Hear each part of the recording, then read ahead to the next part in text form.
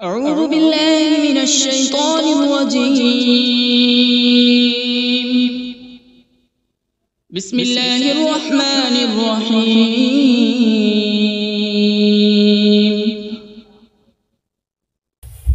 اللہ کے نام سے شروع جو نہایت مہربان رحمت والا ہے۔ الرحمن علم القرآن. رحمان نے اپنے محبوب کو قرآن سکھایا۔ تفسیر میں ہے کہ حضور صلی اللہ تعالی علیہ وآلہ وسلم کے پاس قرآن پاک بظاہر حضرت جبرائیل علیہ السلام کے ذریعے آیا، لیکن در حقیقت اللہ تعالی نے اپنے محبوب صلی اللہ تعالی علیہ وآلہ وسلم کو سارا قرآن سکھایا ہے۔ خلق الإنسان علمه البيان.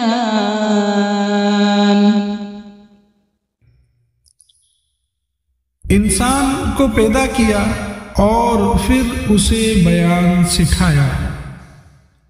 یہاں انسان سے مراد حضور صلی اللہ تعالی علیہ وآلہ وسلم ہے، اور اگلی آیت میں بیان سے ما کان وما یکون، یعنی جو کچھ ہو چکا اور جو کچھ آئندہ ہوگا اس کا بیان مراد ہے۔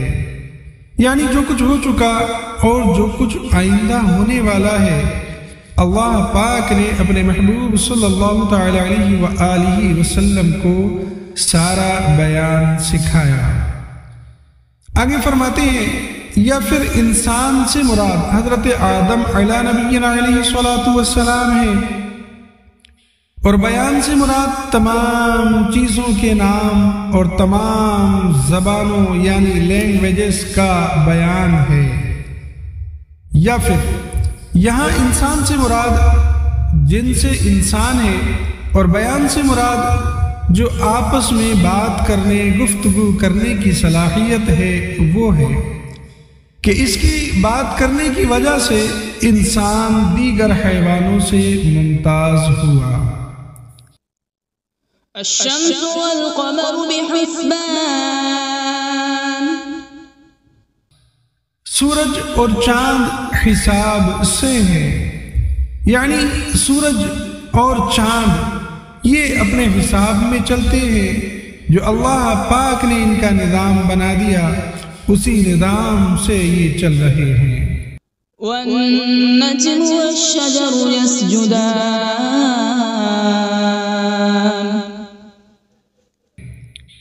اور بغیر تنے والی نباتات اور درخت سجدہ کرتے ہیں۔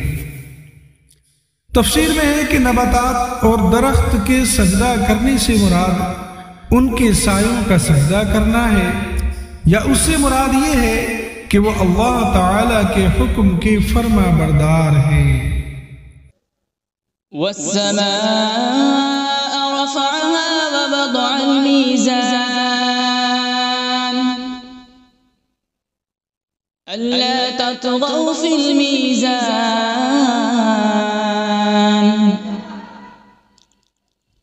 وأقيموا الوزن بالقسط ولا تخسروا الميزان.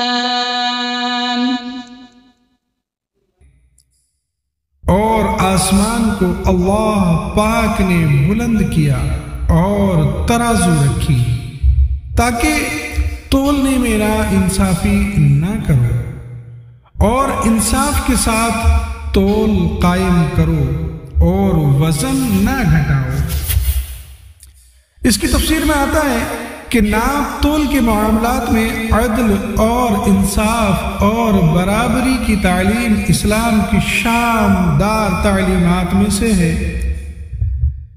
اس کی اہمیت کا اندازہ اس سے لگایا جا سکتا ہے کہ ناپ تول میں نا انصافی سے معاشرے میں جھگڑے فسادات برپا ہوں گے، باہمی بغض اور عناد بھی پیدا ہوگا، اور یہ چیزیں معاشرتی امن کو تباہ و برباد کر دیتی ہیں۔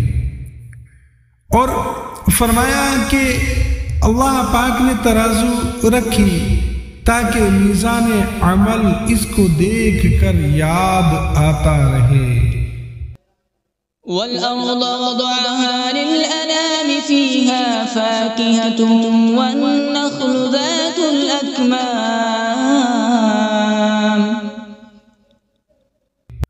اور اس نے مخلوق کے لیے زمین رکھی، اس میں پھل، میوے اور غلاف والی کھجوریں ہیں۔ وَالْحَبُّ ذُو الْعَصْفِ وَالرَّيْحَانُ فَبِأَيِّ آلَاءِ رَبِّكُمَا تُكَذِّبَانِ، اور بھوسے والا اناج اور خوشبودار پھول ہیں۔ تو اے جنات اور انسانوں کے گروہ، تم دونوں اپنے رب کی کون کون سی نعمتوں کو جھٹلاؤ گے؟ خلق الانسان من صلصال كالفخار، اس نے انسان کو ٹھیکری جیسی بجنے والی سوکھی مٹی سے پیدا فرمایا۔ تفسیر میں ہے کہ یہاں انسان سے مراد حضرت سیدنا آدم علیہ نبینا علیہ السلام ہے، اور اس آیت میں اللہ تعالیٰ نے آپ علیہ السلام کی پیدائش کی کیفیت کا ایک انداز بیان فرمایا۔ وَخَلَقَ الْجَانَّ مِن مَّارِجٍ مِّن نَّارٍ، اور اس نے جن کو بغیر دھوئیں والی آگ کے خالص شعلے سے پیدا کیا، یعنی ایسے آگ کے شعلے سے پیدا کیا جس میں دھواں نہیں۔ فَبِأَيِّ آلَاءِ رَبِّكُمَا تُكَذِّبَانِ، تو اے جنات و انسان، تم دونوں اپنے رب کی کون کون سی نعمتوں کو جھٹلاؤ گے؟ رب المشرقین ورب المغربین، وہ دونوں مشرقوں کا رب ہے اور دونوں مغربوں کا رب ہے۔ تفسیر میں آتا ہے کہ دونوں مشرق اور دونوں مغرب، یعنی دونوں پورب اور دونوں پچھم، اس سے مراد یہ ہے کہ گرمیوں میں الگ سمت سے سورج نکلتا اور الگ سمت میں سورج چھپتا ہے، اسی طرح سردیوں میں کچھ سمت الگ ہو جاتی ہے چھپنے کی اور اس کے نکلنے کی۔ تو سورج کے طلوع ہونے اور غروب ہونے کے دونوں مقام مراد ہیں۔ فَبِأَيِّ آلَاءِ رَبِّكُمَا تُكَذِّبَانِ، تو تم دونوں اپنے رب کی کون کون سی نعمتوں کو جھٹلاؤ گے؟ مَرَجَ الْبَحْرَيْنِ يَلْتَقِيَانِ، اس نے دو سمندر بہائے کہ دونوں ملے ہوئے لگتے ہیں۔ تفسیر میں ہے کہ ان سے مراد میٹھے اور کھاری دو سمندر ہیں جنہیں ایسے بہایا گیا ہے کہ دیکھنے میں ان کی سطح آپس میں ملی ہوئی لگتی ہے، یعنی بالکل ایک جیسی لگتی ہے، کیونکہ ان کے درمیان ان کے بیچ میں فاصلہ کرنے کے لیے کوئی بھی ظاہری طور پر چیز نظر نہیں آتی۔ بَيْنَهُمَا بَرْزَخٌ لَا يَبْغِيَانِ، ان کے درمیان ایک آڑ ہے کہ وہ ایک دوسرے کی طرف بڑھ نہیں سکتے۔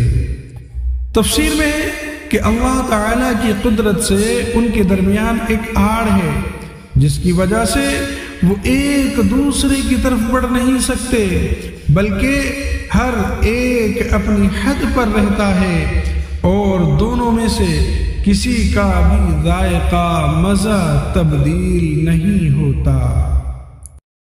فبأي آلاء ربكما تكذبان؟ تو تم دونوں اپنے رب کی کون کون سی نعمتوں کو جھٹلاؤ گے؟ يخرج منهما اللؤلؤ والمرجان فبأي آلاء ربكما تكذبان؟ ان سمندروں سے موتی اور مرجان نکلتا ہے۔ تو اے جنات و انسان، تم دونوں اپنے رب کی کون کون سی نعمتوں کو جھٹلاؤ گے؟ وَلَهُ الْجَوَارِ الْمُنشَآتُ فِي الْبَحْرِ كَالْأَعْلَامِ، اور دریا میں پہاڑوں جیسی اٹھتی ہوئی کشتیاں یہ اسی کی ہیں۔ تفسیر میں ہے کہ اس سے مراد یہ ہے کہ جن چیزوں سے وہ کشتیاں بنائی گئی وہ بھی اللہ تبارک و تعالی نے پیدا کی، اور ان چیزوں کو آپس میں جوڑنے، کشتی بنانے اور کاریگری کرنے کی عقل بھی اللہ تبارک و تعالی نے ہی پیدا کی، اور دریاؤں میں ان کشتیوں کا چلنا اور تیرنا یہ سب اللہ پاک کی قدرت سے ہے۔ فَبِأَيِّ آلَاءِ رَبِّكُمَا تُكَذِّبَانِ؟ تو تم دونوں اپنے رب کی کون کون سی نعمتوں کو جھٹلاؤ گے؟ كُلُّ مَنْ عَلَيْهَا فَانٍ وَيَبْقَى وَجْهُ رَبِّكَ ذُو الْجَلَالِ وَالْإِكْرَامِ فَبِأَيِّ آلَاءِ رَبِّكُمَا تُكَذِّبَانِ؟ زمین پر جتنی مخلوق ہے یہ سب فنا ہونے والی ہے، اور تمہارے رب کی عظمت اور بزرگی والی ذات یہ باقی رہے گی۔ تو اے جنات اور انسان، تم دونوں اپنے رب کی کون کون سی نعمتوں کو جھٹلاؤ گے؟ يَسْأَلُهُ مَن فِي السَّمَاوَاتِ وَالْأَرْضِ كُلَّ يَوْمٍ هُوَ فِي شَأْنٍ فَبِأَيِّ آلَاءِ رَبِّكُمَا تُكَذِّبَانِ؟ آسمانوں اور زمین میں جتنے ہیں سب اسی کے سوالی ہیں، اور وہ ہر دن کسی کام میں ہے۔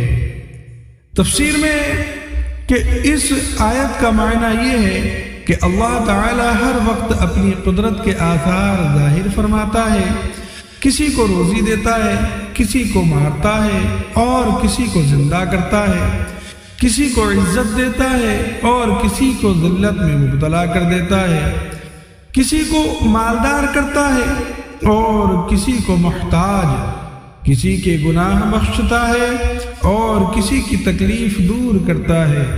یاد رہے کہ اللہ تعالی کے لیے مصروف اور مشغول کا لفظ استعمال کرنا یہ جائز نہیں، یہ لفظ استعمال ہی نہیں کر سکتے کیونکہ اللہ تعالی ان اوصاف سے پاک ہے۔ تو اے جنات اور انسان کے گروہ، تم دونوں اپنے رب کی کون کون سی نعمتوں کو جھٹلاؤ گے؟ سَنَفْرُغُ لَكُمْ أَيُّهَ الثَّقَلَانِ؟ اے جنوں اور انسانوں کے گروہ، ابھی ہم تمہارے حساب کا قصد فرمائیں گے۔ تفسیر میں ہے کہ آیت میں سنفرغ سے اس کا حقیقی معنی فراغت مراد نہیں، بلکہ اس کا مجازی معنی قصد کرنا مراد ہے۔ اللہ تعالیٰ کے لیے فارغ کا لفظ استعمال نہیں کر سکتے کیونکہ اللہ تعالیٰ فراغت کے مفہوم سے پاک ہے۔ نیز اس آیت میں تمام انسانوں کے لیے نصیحت ہے کہ وہ دنیا میں وہ جیسے چاہیں زندگی گزارے، لیکن مرنے کے بعد انہیں ہر حال میں اللہ تبارک و تعالیٰ کی بارگاہ میں پیش ہونا ہے، اور اللہ تبارک و تعالیٰ کی بارگاہ میں اپنے اعمال کا حساب دینا ہوگا، اور پھر جس طرح کے اعمال کیے ہوں گے اسی طرح کی جزا ملے گی۔ فبأي آلاء ربكما تكذبان؟ تو تم دونوں اپنے رب کی کون کون سی نعمتوں کو جھٹلاؤ گے؟ يا معشر الجن والإنس إن استطعتم أن تنفذوا من أقطار السماوات والأرض فانفذوا لا تنفذون إلا بسلطان۔ اے جنوں اور انسانوں کی گروہ، اگر تم سے ہو سکے کہ آسمانوں اور زمین کے کناروں سے نکل جاؤ تو نکل جاؤ، لیکن تم جہاں نکل کر جاؤ گے وہاں اسی کی سلطنت ہے۔ فبأي آلاء ربكما تكذبان؟ تو اے جنات اور انسان کے گروہ، تم دونوں اپنے رب کی کون کون سی نعمتوں کو جھٹلاؤ گے؟ يرسل عليكما شواظ من نار ونحاس فلا تنتصران۔ فبأي آلاء ربكما تكذبان؟ تم پر آگ کا بغیر دھوئے والا خالص شعلہ اور بغیر شعلے والا خالص دھواں بھیجا جائے گا، تو تم ایک دوسرے کی مدد نہ کر سکو گے۔ تو اے جنات اور انسان کے گروہ، تم دونوں اپنے رب کی کون کون سی نعمتوں کو جھٹلاؤ گے؟ فإذا انشقت السماء فكانت وردة كالدهان۔ فبأي آلاء ربكما تكذبان؟ پھر جب آسمان پھٹ جائے گا تو گلاب کے پھول جیسا سرخ ہو جائے گا جیسے سرخ چمڑا۔ تو اے جنات و انسان، تم دونوں اپنے رب کی کون کون سی نعمتوں کو جھٹلاؤ گے؟ فيومئذ لا يسأل عن ذنبه إنس ولا جان۔ تو اس دن کسی آدمی اور جن سے اس کے گناہ کے متعلق نہیں پوچھا جائے گا۔ اس کی تفسیر میں ہے کہ قیامت میں جنوں اور انسانوں سے سوال ہوں گے۔ اس آیت میں جو سوال کی نفی ہے اس کی علماء نے متعدد تعویلات بیان کی ہیں، جن سے ایک یہ ہے کہ جب لوگ قبروں سے اٹھائے جائیں گے اور آسمان پھٹے گا تو اس دن فرشتے مجرموں سے دریافت نہیں کریں گے، مجرموں سے ان کے اعمال کے بارے میں نہیں پوچھیں گے، بلکہ ان کی صورتیں دیکھ کر ہی پہچان لیں گے۔ ان سے سوال دوسرے وقت میں ہوگا جبکہ لوگ حساب کے مقام پر جمع ہو جائیں گے۔ فبأي آلاء ربكما تكذبان؟ تو اے جنات و انسان، تم دونوں اپنے رب کی کون کون سی نعمتوں کو جھٹلاؤ گے؟ يعرف المجرمون بسيماهم فيؤخذ بالنواصي والأقدام۔ فبأي آلاء ربكما تكذبان؟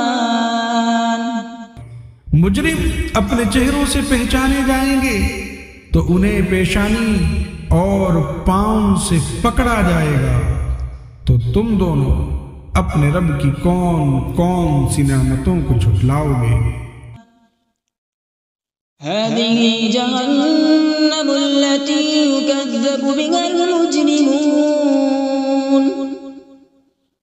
يطوفون بينها وبين حميم آن فبأي آلاء ربكما تكذبان۔ یہ وہ جہنم ہے جسے مجرم جھٹلاتے تھے، جہنمی جہنم اور انتہائی کھولتے ہوئے پانی میں چکر لگائیں گے، تو تم دونوں اپنے رب کی کون کون سی نعمتوں کو جھٹلاؤ گے؟ وَلِمَنْ خَافَ مَقَامَ رَبِّهِ جَنَّتَانِ، اور جو اپنے رب کے حضور کھڑے ہونے سے ڈرے اس کے لیے 2 جنتیں ہیں۔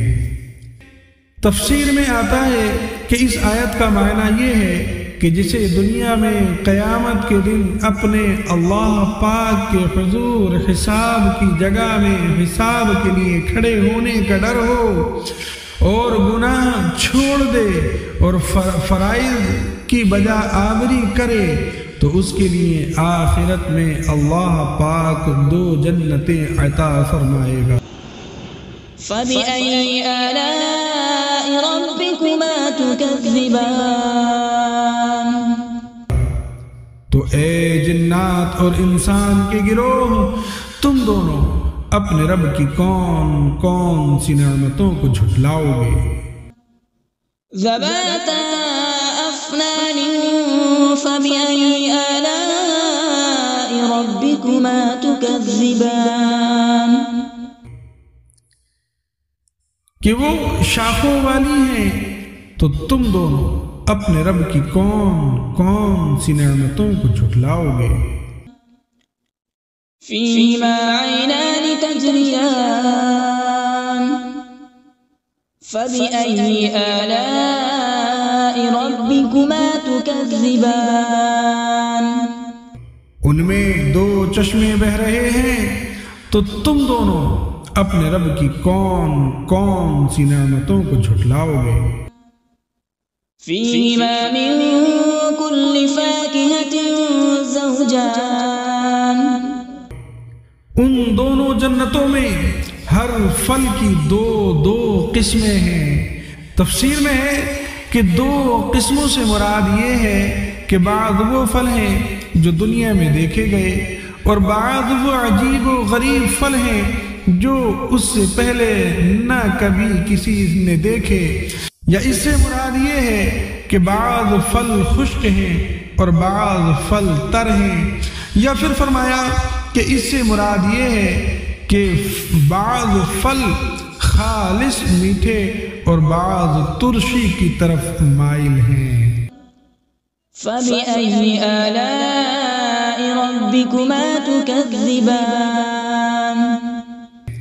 تو تم دونوں اپنے رب کی کون کون سی نعمتوں کو جھٹلاؤ گے؟ متكئين على فرش بطائنها من استبرق وجنى الجنتين دان فبأي آلاء ربكما تكذبان۔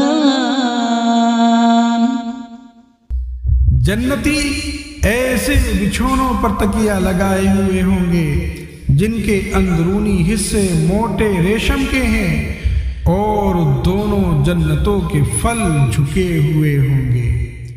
تفسیر میں ہے کہ یعنی ان دونوں جنتوں کا پھل اتنا قریب ہوگا کہ کھڑا بیٹھا اور لیٹا ہر شخص اسے چن لے گا، جبکہ دنیا کے پھلوں میں یہ خاصیت نہیں ہوتی۔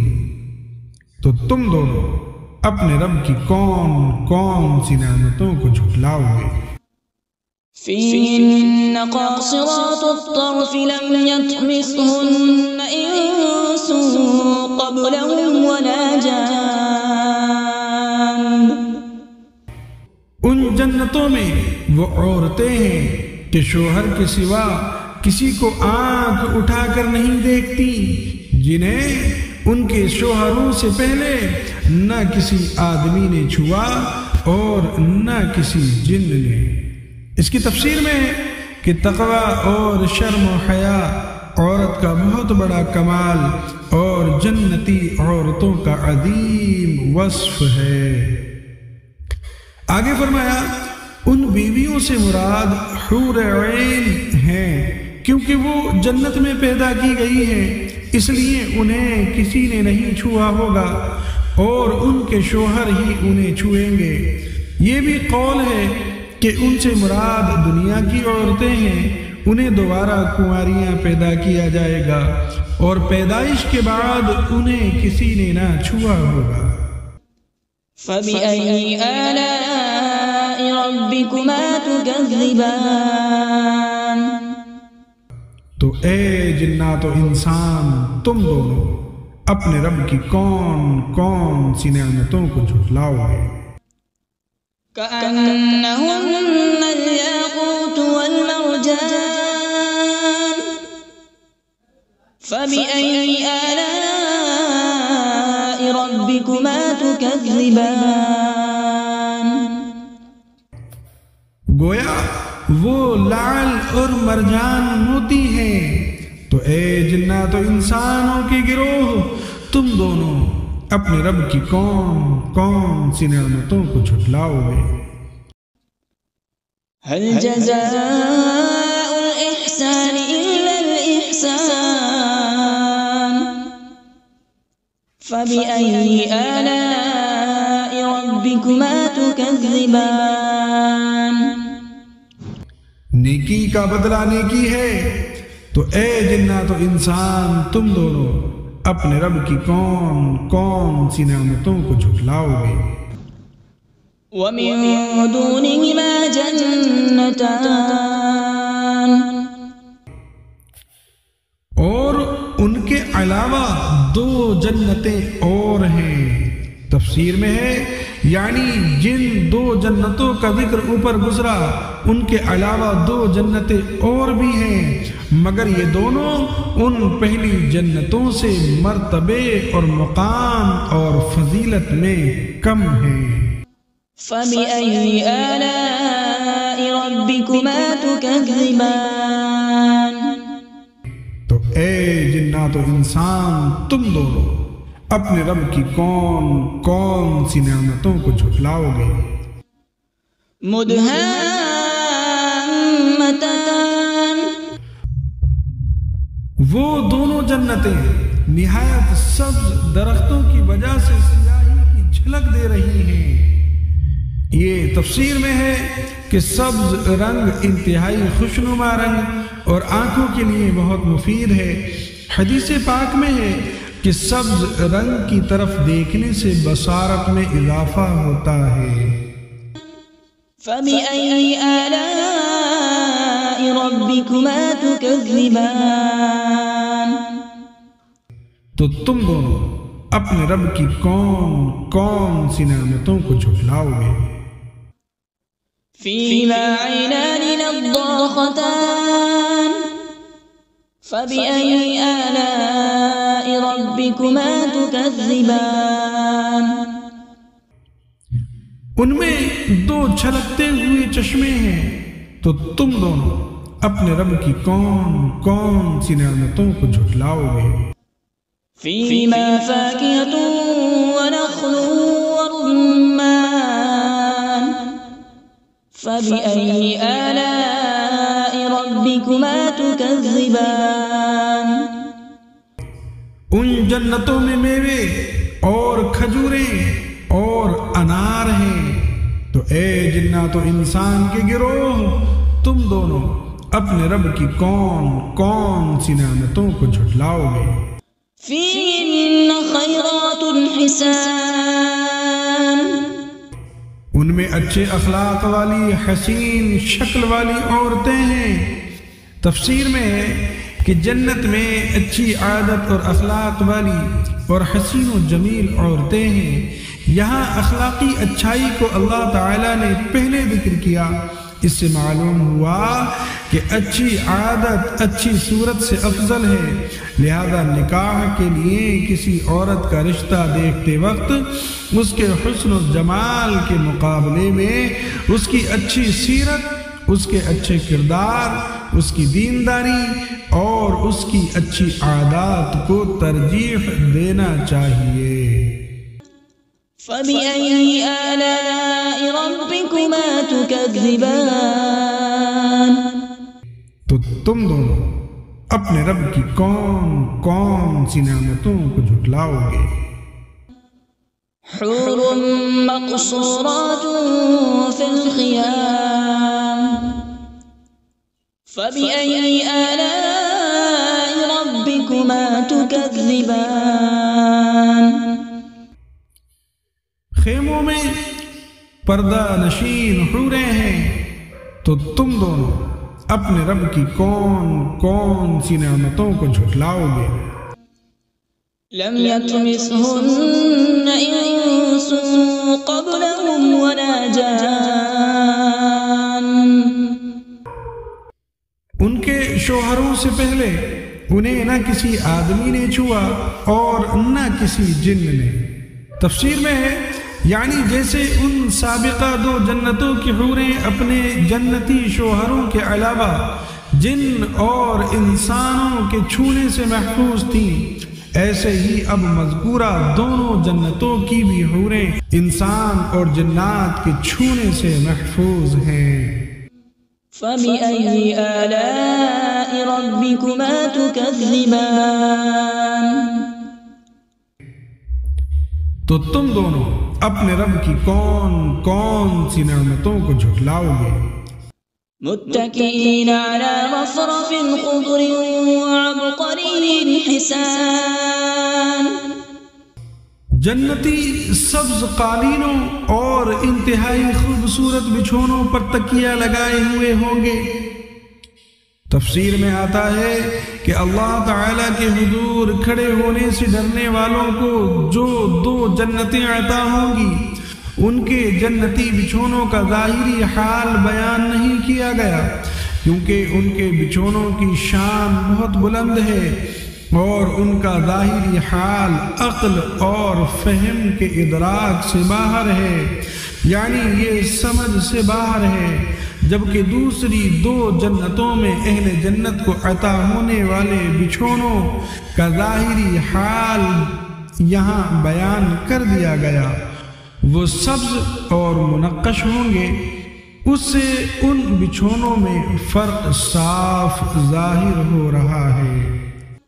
فَبِأَيِّ آلَاءِ رَبِّكُمَا تُكَذِّبَانِ، تو تم دونوں اپنے رب کی کون کون سی نعمتوں کو جھٹلاؤ گے؟ تبارک اسم ربک ذی الجلال والإکرام، تمہارے رب کا نام بڑی برکت والا ہے جو عظمت اور بزرگی والا ہے۔ ان الفاظ یا ذی الجلال والاکرام کو اپنی عادت میں شامل کرنا چاہیے کہ اس سے دعا جلد قبول ہوتی ہے۔ صلو علی الحبیب صلی اللہ تعالی علی محمد صلی اللہ تعالی علیہ وآلہ وسلم۔